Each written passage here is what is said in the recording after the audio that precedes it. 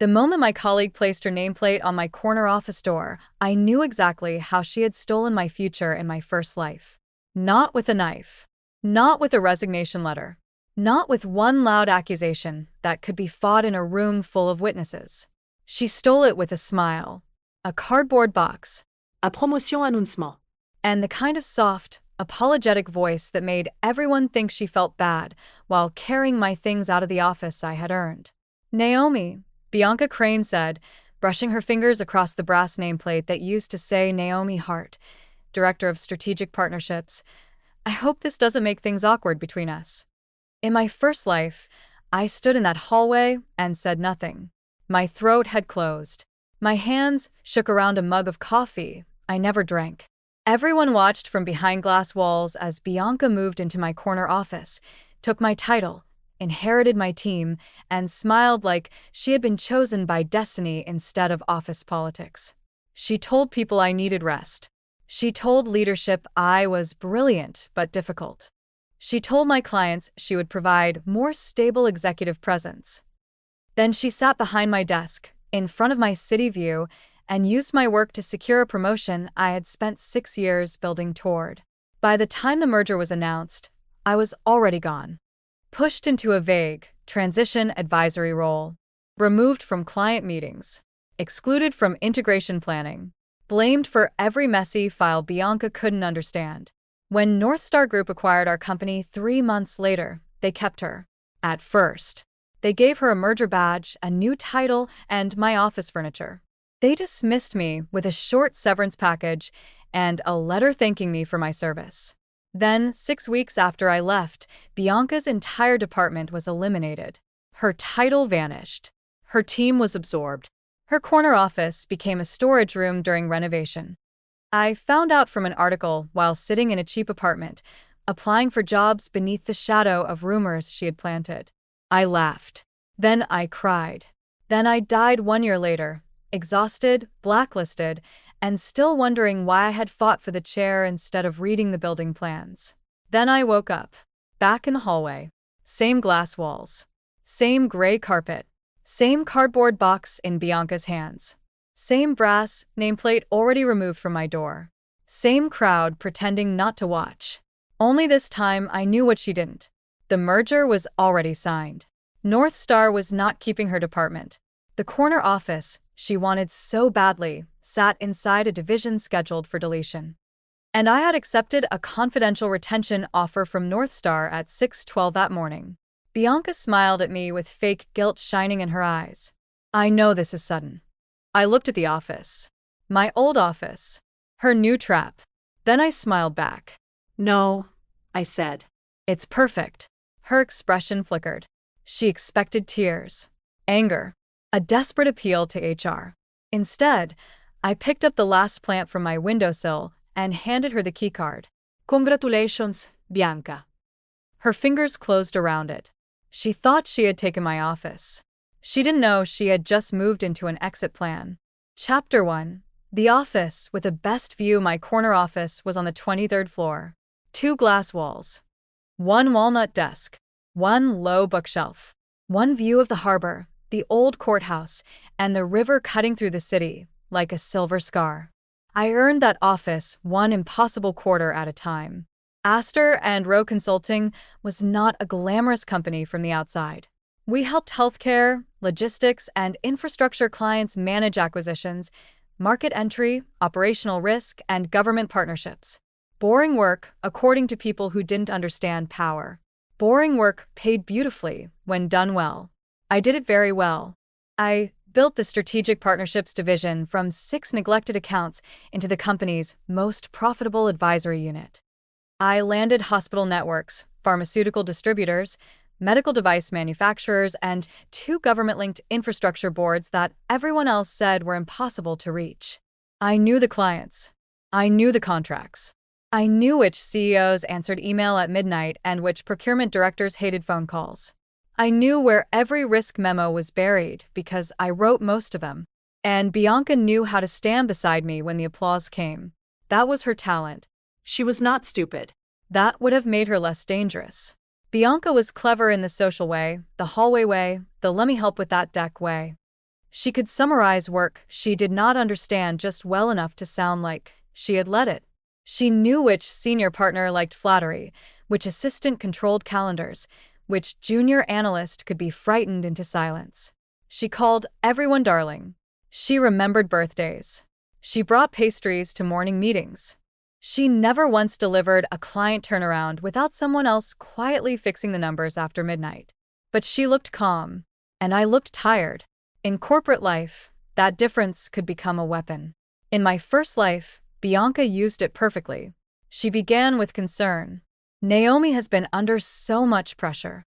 Then admiration. No one works harder than Naomi. Then doubt. I just worry she's carrying too much alone. Then finally the cut. Clients need continuity, not intensity. Continuity. That was what she called taking over my accounts. The senior partners loved words like that. Continuity. Stability. Executive presence. All polite ways to say a woman who built something was now inconveniently attached to it. In my first life, when the partners announced Bianca would become Senior Director of Strategic Partnerships and I would move into a special transformation role, I fought. I demanded meetings. I sent emails. I corrected false narratives. Every defense made me look exactly like the unstable woman Bianca had described. This time, I did not defend. I stood in the hallway holding my plant while Bianca slid my chair closer to the window. Several colleagues watched. Mason from Analytics. Priya from Client Delivery.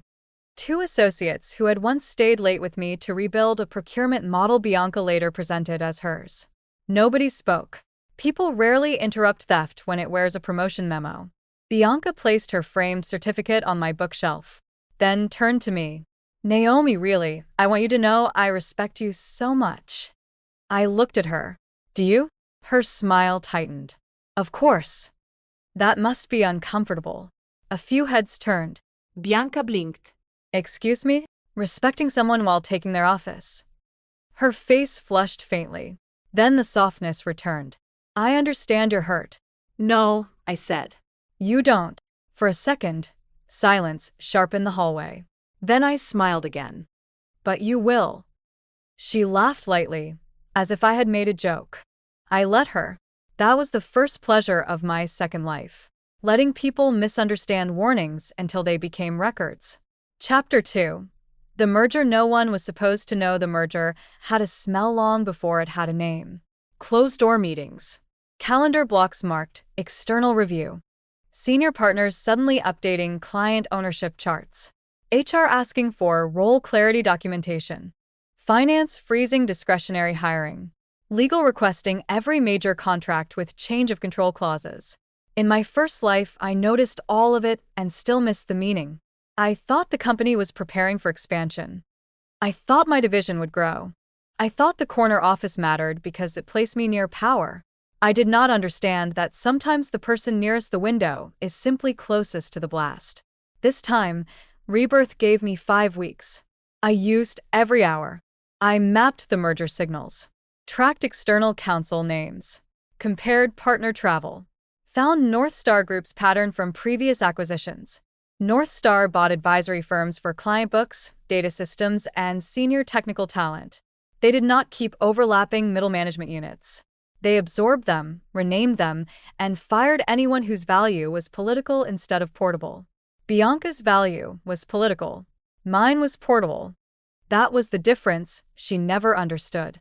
The clients did not belong to the office. They belonged to trust. 3 weeks before Bianca moved in, I received an encrypted email from North Star's integration director, Daniel Reyes. We had worked together years earlier on a hospital network turnaround. He knew my work directly, not through Astor and Rowe's internal politics. The message was simple. Naomi, we are entering confidential late-stage acquisition discussions with Astor and Rowe. Your current role may be affected by restructuring. North Star would like to discuss a retention pathway for your client strategy expertise. Strict confidentiality applies. In my first life, I never received that email. Or maybe I did, and HR intercepted access after Bianca shifted me out. I would never know. This time, I replied within 7 minutes. The retention discussions happened quietly. 2 video calls. One legal review. One brutal document from North Star listing roles likely to be eliminated after close. There it was in black and white. Strategic Partnerships Executive Layer, redundant post-acquisition. Bianca's New Kingdom, marked for deletion.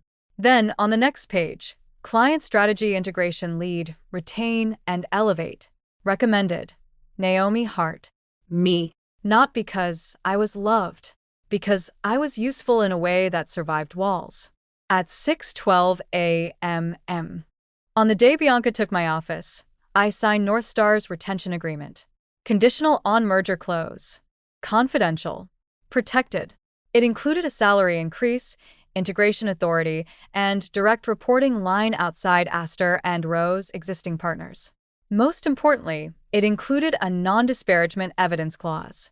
If Astor and Rowe or its executives attempted to misrepresent my role, North Star reserved the right to review internal communications, client records, and transition decisions.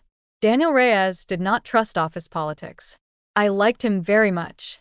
So when Bianca took my office at 9:30 a.m., I was already gone in every way that mattered. I just had to let the building catch up. Chapter 3. Bianca hosts her victory meeting. Bianca's first act in my office was to host a leadership huddle. Of course. Power is never enough for people like her. It must be witnessed. She sent the invite at 10:14 a.m. Strategic Partnerships Direction Reset Location. Bianca Crane's office. My office. Formerly. I accepted. That surprised her. I saw it when I walked in. She sat behind my desk with her laptop open, a vase of white tulips positioned beside the monitor. My old city view framed her perfectly. She had angled the chair slightly toward the glass, as if already imagining magazine profiles. Around the room sat 6 people from my former team. Mason looked uncomfortable. Priya looked furious. Liam, who wanted promotion badly enough to betray whether if it helped, looked eager. Bianca smiled. Naomi, thank you for joining. Of course. I want this transition to be collaborative. The word collaborative had done terrible things in offices. She continued.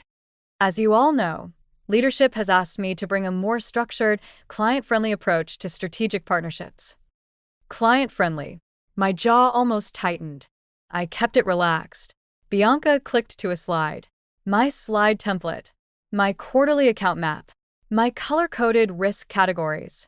She had changed the title. From intensity to stability, a new strategic partnerships framework. I admired the audacity. She looked at me gently. This is not a criticism of past work. Is it not? Her smile thinned. It's an evolution. Of my spreadsheet? Mason coughed.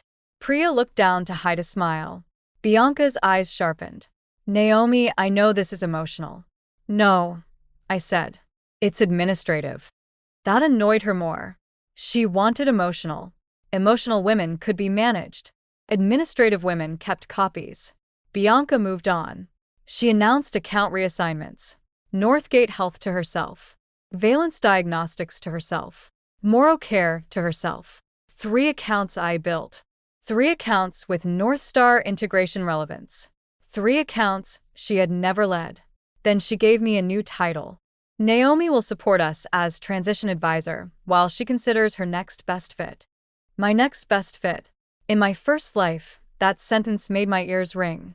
This time, I wrote it down. Exact wording. Date. Time. Witnesses. Questions? Bianca asked. Priya raised her hand. Will Naomi still lead the Northgate executive call tomorrow? Their CEO asked for her. Bianca smiled. I'll take it. Priya's face hardened. They requested Naomi specifically. I'm aware. I'll manage expectations. I looked at Bianca. Will you? Her eyes flicked to me. Yes. She leaned back. Clients must understand that Astor and Rowe is bigger than any one person. That sentence deserved a frame. The merger announcement would make it very funny. After the meeting, Bianca stopped me at the door. Naomi. I turned. She lowered her voice. I need you to be careful. About what? Your tone. I looked at her nameplate on my old desk. Then back at her. Of course. She exhaled, relieved. then said the line that sealed her. I don't want to escalate anything to HR. I smiled. Please do. Her face changed. People who weaponize systems hate when victims invite documentation. I left before she recovered. Behind me, she closed the office door. The corner office had swallowed her completely. She just hadn't felt the teeth yet. Chapter 4. The client calls start falling apart. Bianca lasted 26 minutes on the Northgate Health call. I know because Priya timed it.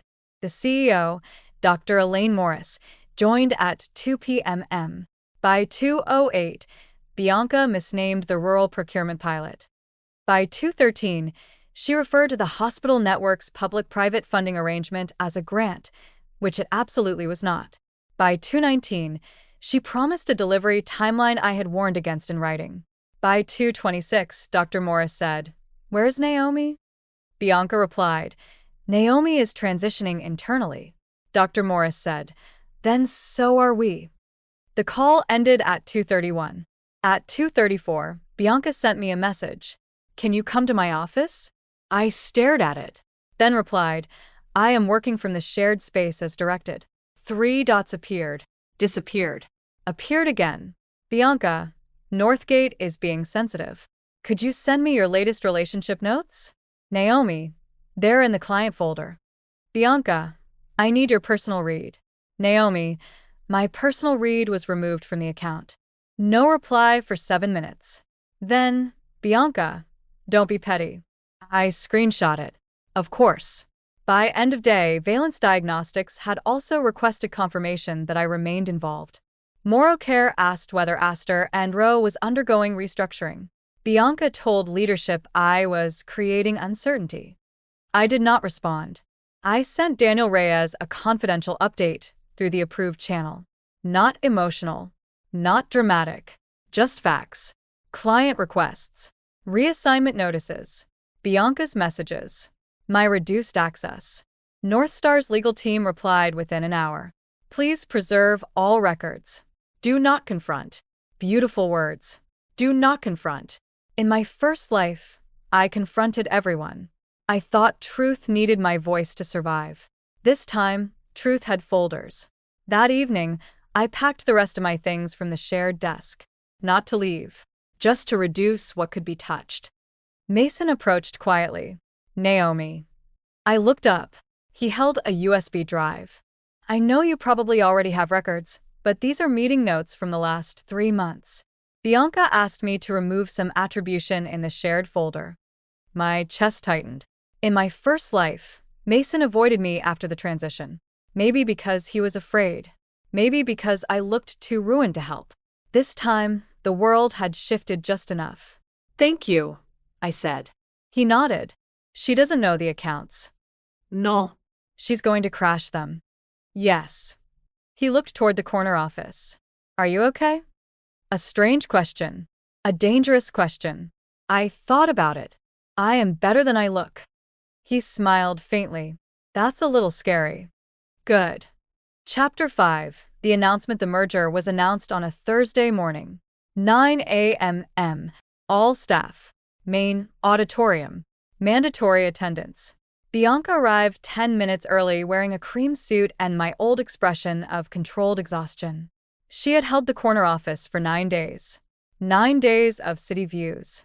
9 days of pretending she understood accounts she had only ever envied. 9 days of asking my team for context while telling leadership I was withholding support. I sat near the back with Priya and Mason. Bianca sat in the front row with senior directors. Her new place. Temporary. The managing partner, Malcolm Price, walked onto the stage with a smile too tight to trust. Beside him stood 3 Northstar executives. One of them was Daniel Reyes. Bianca didn't know him. I did. His eyes found me briefly. He nodded once. No one else noticed. Malcolm tapped the microphone. Good morning. Today marks an exciting new chapter for Aster and Rowe. The room shifted. Everyone knew. Not the details, but the feeling. Mergers have gravity. They pull fear out of people before facts arrive. Malcolm continued. We are pleased to announce that Aster and Rowe will be joining Northstar Group, effective pending final close and regulatory completion. Gasps. Whispers. A few claps from people who thought clapping early looked confident. Bianca's posture stiffened. Daniel took the microphone next. Northstar has long respected Astor and Rowe's client work, particularly in healthcare transformation and infrastructure advisory. Integration planning will begin immediately. He clicked to the next slide. Integration principles, client continuity, technical capability, reduced duplication, operational efficiency. There it was. Reduced duplication. The phrase that erased offices politely. Daniel continued. Some roles will change. Some teams will combine. Some functions will be discontinued where they overlap with existing Northstar structures. The auditorium went quiet. Then the slide changed. Retained integration leadership, 3 names appeared. 2 senior technical partners. Then, Naomi Hart, client strategy integration, lead. A sound moved through the room. Not loud. Sharp. Like everyone inhaling through their teeth at once. Bianca turned. Slowly. Her eyes found mine. For the first time, she did not look guilty. She looked afraid. Daniel continued as if nothing had happened. Naomi will lead continuity planning for key healthcare and infrastructure accounts through integration. Priya's hand found mine under the seat and squeezed once. Mason whispered, "Holy hell." I kept my face calm. In the front row, Bianca sat perfectly still. Then Malcolm said the sentence that finished it. Separate discussions will begin today with individuals and roles affected by functional consolidation. Functional consolidation. Bianca's new title was one of those roles. She knew it. I saw the exact moment understanding entered her body. Her shoulders tightened. Her hands folded too tightly. Her chin lifted. Performance fighting panic. The meeting ended with applause that sounded uncertain and frightened. People stood. Turned. Looked at me. Looked at Bianca. Looked away. Corporate survival instincts activating. Bianca walked toward me. Every step measured. "Naomi," she said. Bianca. Her smile was dead. "Congratulations." "Thank you." "You knew." I looked at Daniel across the room, then back at her. I was under confidentiality. Her eyes flashed. "You let me take that office. You requested it. You let me walk into this." "No," I said. "You walked in carrying my nameplate." For once, she had no answer. Then HR called her name. Bianca Crane? "We're ready for you." She turned toward the HR director. The woman was holding a folder. A plain folder. No cream suit could survive that folder. Bianca looked back at me once. I smiled politely. Not cruelly. That would have been unnecessary. The folder would do the work. Chapter 6. The corner office empties itself. Bianca's meeting lasted 42 minutes. Long enough for severance. Short enough for mercy. When she returned to the 23rd floor, she was holding the folder against her chest. The same way she had carried my cardboard box. The symmetry was almost too perfect. The office had gone silent. People pretended to type. No one typed. Bianca walked past the shared desks and into the corner office. Her corner office. For another 20 minutes. Then she came out holding one framed certificate, one box of tulips, and her laptop. Her nameplate remained on the door. For now. I stood near the printer reviewing integration notes with Daniel. He had come upstairs with Northstar's legal and HR teams. Bianca saw us. Her face hardened. "Daniel," she said, though she had only learned his name that morning. "I'd like to appeal this decision." Daniel's expression was calm. "HR has explained the process. This is retaliation." "For what?" Her eyes flicked to me. "For internal politics." Daniel looked at me, then back at her. "Northstar's decision is based on role duplication and client continuity analysis. My role was senior director." "Yes." "And Naomi's role was below mine."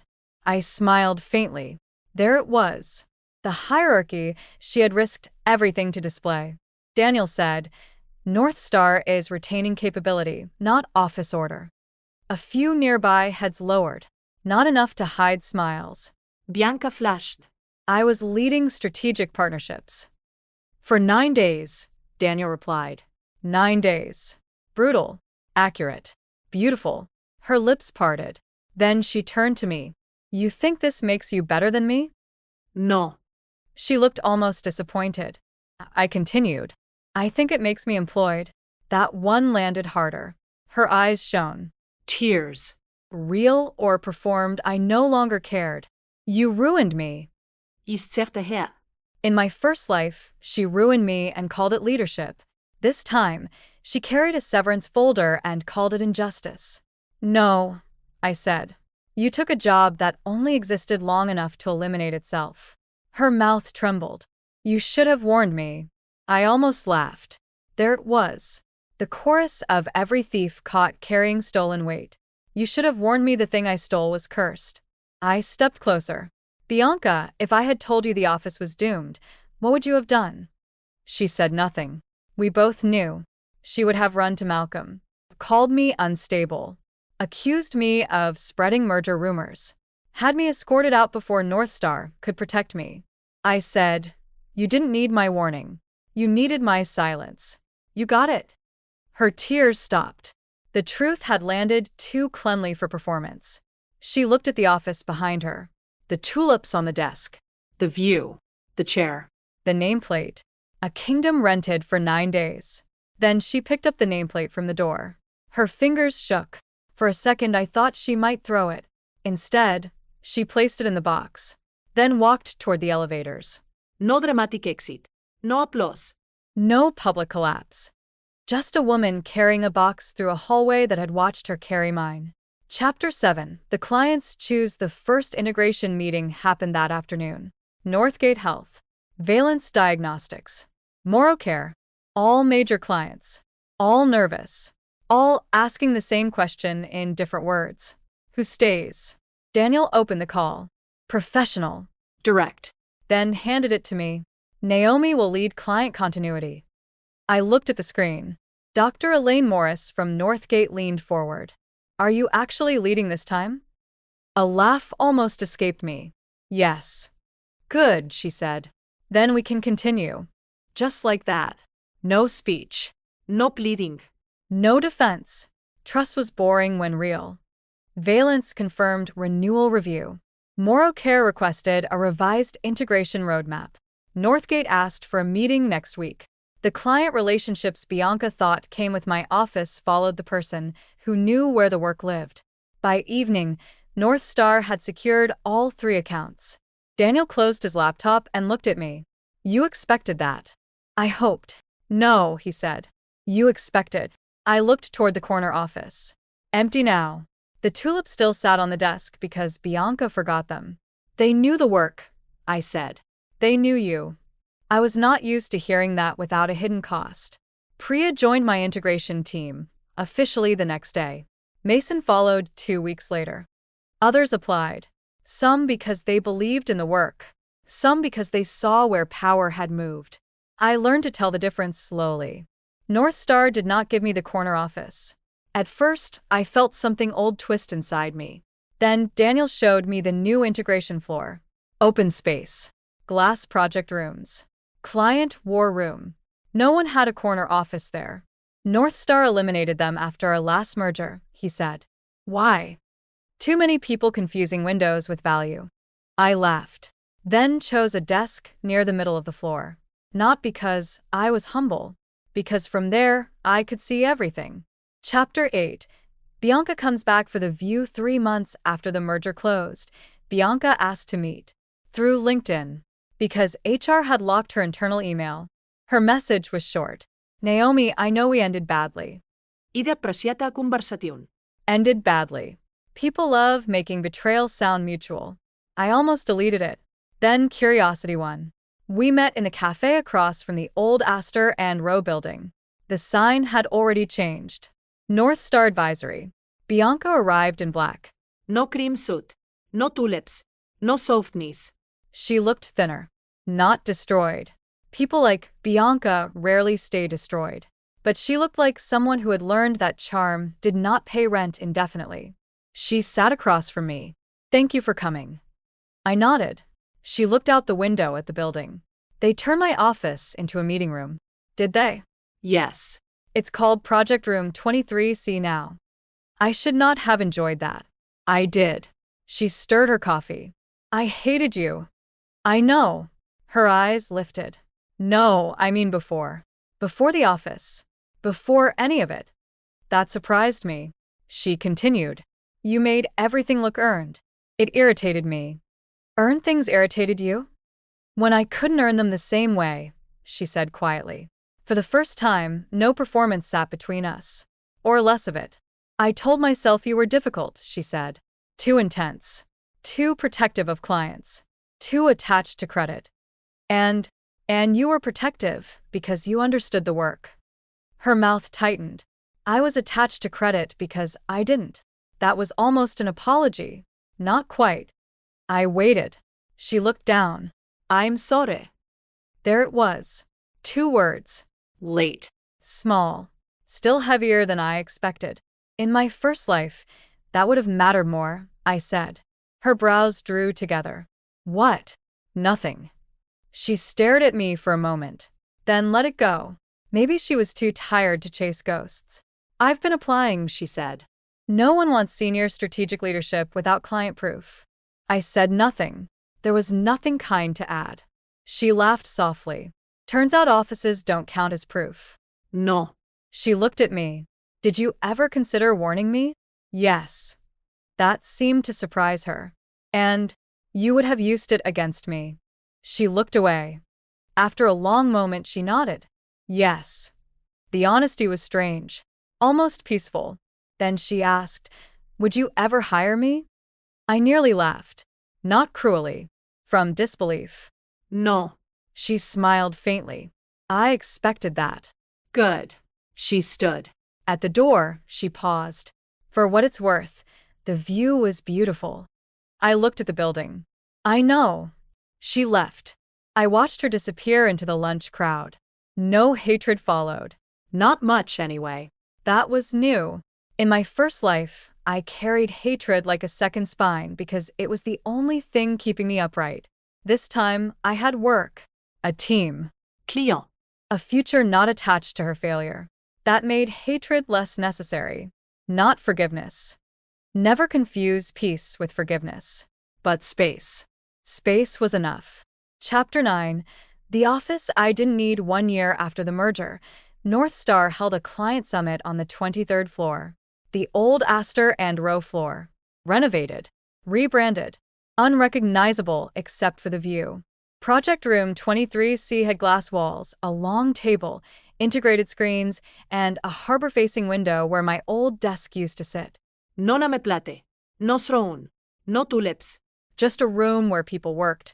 I stood there before the summit began, coffee in hand, watching morning light spill over the river. For a moment, I saw my first life self, standing in the hallway with a mug going cold while Bianca moved into my office. Silent. Humiliated. Still believing that losing the room meant losing the future. I wished I could tell her. The office was never the future. It was only a room. A beautiful room. A dangerous room. A room people could take because it was attached to a door and a nameplate. The work was different. The clients were different. Your name and their trust was different. No one could pack that into Bianca's cardboard box. Daniel entered behind me. Ready. I turned. The client summit agenda sat under his arm. Northgate. Valence. Morocare. New clients too. All retained. All growing. All attached to teams who could explain what they presented. Yes, I said. He looked around the room. Strange being back here? A little. Do you want an office eventually? I thought about it. The old hunger. The view. The door. The symbolic proof that I had arrived. Then I thought of Bianca carrying out her nameplate. No, I said. I want authority that doesn't depend on furniture. Daniel smiled. Good answer. It was expensive to learn. Most useful ones are. The summit began at 9. Clients filled the room. My team presented. Priya led the Northgate section. Mason handled integration analytics. I spoke only when needed. That would have terrified me once. Letting others speak. Letting credit move. letting the room function without proving I deserved to stand at the center. But real authority did not require constant performance. It built systems where truth survived without begging. After the summit, Dr. Morris from Northgate stayed behind. She looked out at the view. This used to be your office, didn't it? Yes. Do you miss it? I smiled. Sometimes. And now? I looked around the room, at the empty coffee cups, the annotated strategy boards, the client contracts ready for signature, the team laughing outside in the hall. No, I said. Now it's useful. She nodded as if that made perfect sense. Maybe it did. That evening, after everyone left, I stood by the window one last time. Rain began to fall softly against the glass. Of course. Some things lacked symmetry. I thought of the first life, the stolen office, the demotion, the blacklisting, the article announcing Bianca's elimination too late to save me. I thought of the second life, the retention agreement, the unread merger signs, Bianca's 9-day reign, the HR folder, the clients following the work instead of the walls. Then I turned away from the view. In my first life, Bianca took my corner office, my title, my accounts, and my confidence. In this life, I let her take the office again. I let her replace my nameplate. Let her sit at my desk. Let her call my work an evolution. Let her tell clients I was transitioning out. I never warned her that the merger was signed, that North Star planned to erase her entire executive layer, that my retention offer was already waiting outside her stolen door. She thought the corner office meant she had taken my place. Really, it marked the role being removed. And by the time she realized the view came with no future, the clients had already followed me out.